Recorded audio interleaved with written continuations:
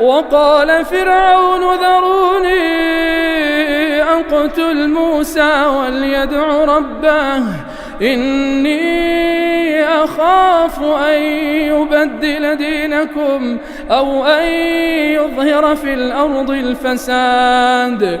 وقال موسى إني عذت بربي وربكم من كل متكبر لا يؤمن بيوم الحساب. وقال رجل مؤمن من آل فرعون يكتم إيمانه أتقتلون رجلا أن يقول ربي الله